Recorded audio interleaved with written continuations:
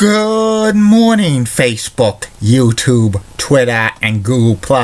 This is Rich again, back for your first video blog of the day for Tuesday, May 24th, 2016, around 8:04 in the morning in Billerica, Massachusetts.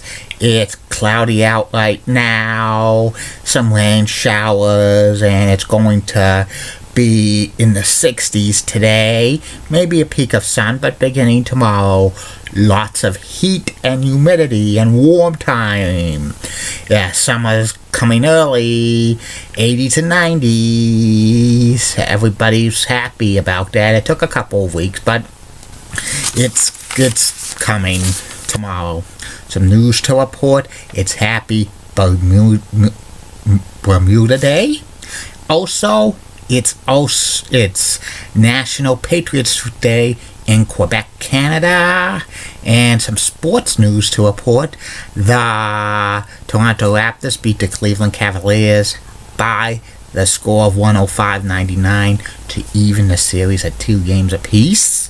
The series goes back to Cleveland for Game 5. And the San Jose Sharks beat the St. Louis Blues by the score of 6-3 to go up 3-2 in that series. And that's about it on the news.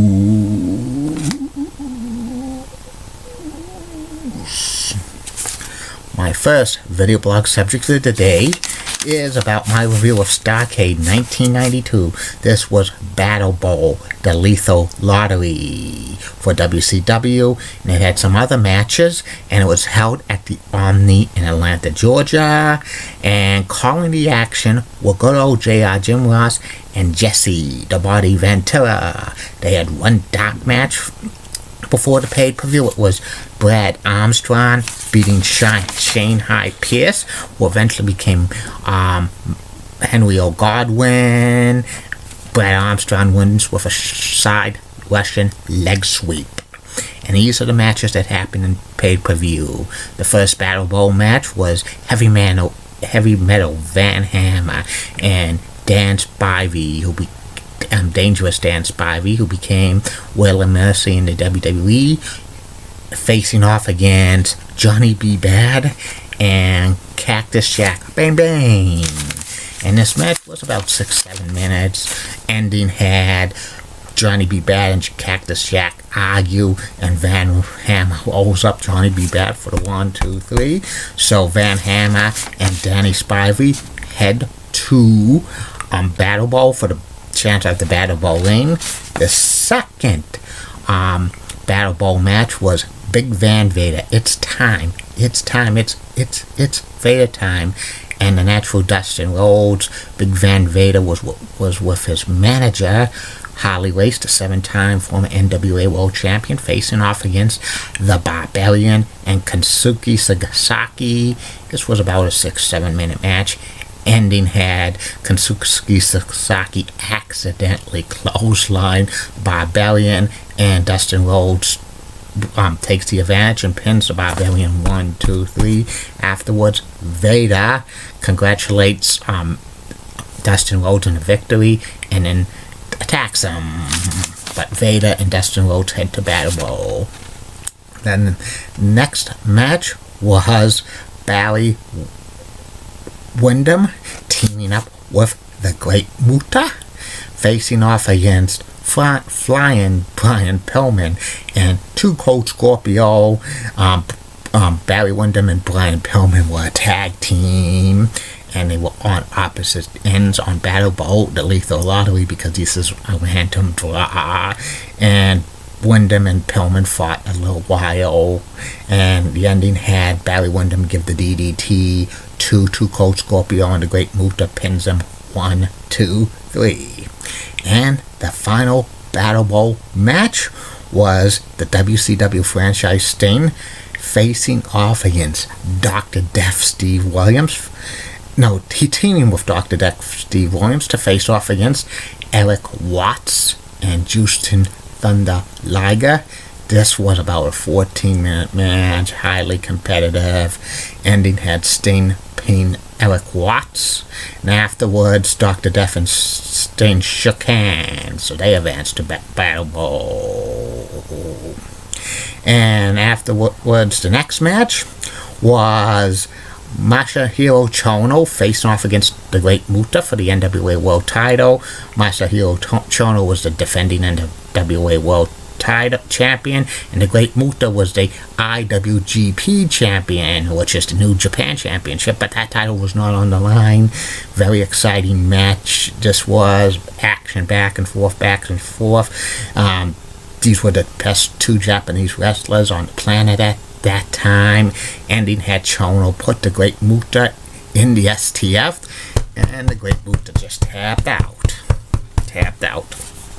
The next match was for the WCW World Heavyweight Championship. It was Dr. Death Steve Williams substituting for Ravishing Rick Rude, who could not wrestle because he had a neck injury. Ravishing Rick Rude was also the U.S. champion at the time. His U.S. title was stripped, and they were going to put it up on a tournament facing off against the WCW World Champion Ron Simmons. Damn! And this match was about 13-14 minute match, brawling match. It ended up on the floor, and the referee counted both wrestlers out, and the match was count out, but Dr. Death continuing to beat up Ron Simmons, and then he goes up the top rope and delivers a knee to Simmons' back. The referee reverses the decision, and Ron Simmons wins by disqualification to retain the WCW World Championship. It was a stupid way to end the match, in my humble opinion. WCW tried everything to make Ron Simmons a credible champion, but this was not at all. Ron Simmons was an awful WCW World Champion. He lost 3 days later to the man they call Vader. The next match was for the Unified World Tag Team Championship. It was Barry Windham and Flying Brian Pillman facing off against the reigning NWA and WCW World Tag Team Champions Ricky the Dragon Steamboat and Shane Douglas. He wasn't the franchise back then. And this was an action-packed 20-minute match. This match was probably one of the better tag team matches you would see around this time period. Windham and Pillman were a brief makeshift heel tag team. They almost captured the titles. All four of these wrestlers had great chemistry. It brought into the stage area where Steamboat and Windham fought, and Shane Douglas gave Brian Pillman the belly-to-belly suplex, and Shane Douglas pins Barry Windham for the 1, 2, 3. So Steamboat and Douglas are still the tag team champions. A few weeks later, Pillman teamed with Steve Austin, and they become the Hollywood Blondes. The next match was the finals of the King of Cable tournament. The King of Cable was something to culminate the 20 years of professional wrestling on the Superstation TBS, and it was Sting, the WCW franchise, against It's Vader time, Big Van Vader, with the 7-time former NWA World Champion Harley Race in his corner. This was about an 18-19 minute match. It was a very awesome match. Interference by Harley Race, lots of power moves. Ending, Sting went up to the top rope and beat Vader for the 1, 2, 3 to become the King of Cable. Jesse Ventura congratulates Sting on his victory, and Sting promoted Battle Bowl. And the last match was an 8-man over-the-top rope battle bowl, and it had Van Hammer, Dan Spivey, Big Van Vader, Dustin Rhodes, Barry Windham, Great Muta, Sting, and Dr. Death Steve Williams. It was about a 13-minute match. Ending had the Great Muta last eliminate his partner in the Lethal Lottery, Barry Windham, to win Battle Bowl, and the then they had fireworks, and the crowd was at best. And this was like the main event. It was a way to end Battle Bowl. And what did I think of Starrcade 1992?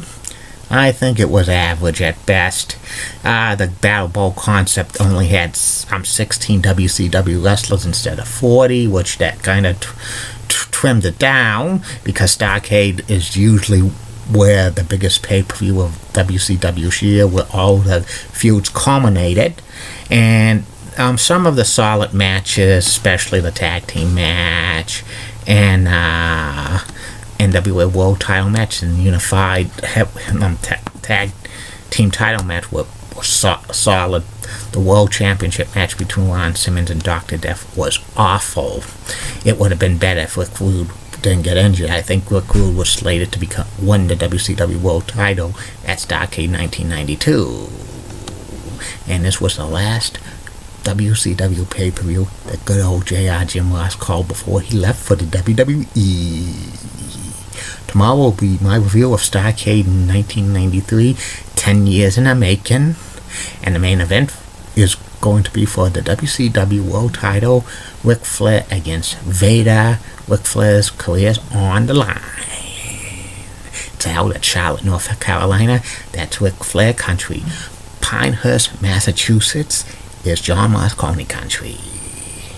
And I'll be back later, Facebook, YouTube, Twitter, and Google Plus with 2 more video blogs. One will be about the Major League Baseball on TBS, the history about that. And the third and final video blog of the night will be about my personality profile, my last personality profile in the month of May.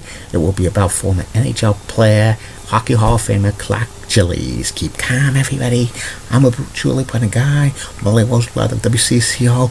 Roxanne has nice legs. Elizabeth has so stunning. She's the best. Amy Swansea so awesome. And the Church of WPIX 11 is a cougar and has nice legs. Barbara Gibbs of ABC 11 has that sweet southern accent. And Ernest go see the rabbit today. The rabbit's gonna run away. And in the words of D. Patel last week, no bus. See you later, Facebook, YouTube, Twitter, and Google Plus. Bye.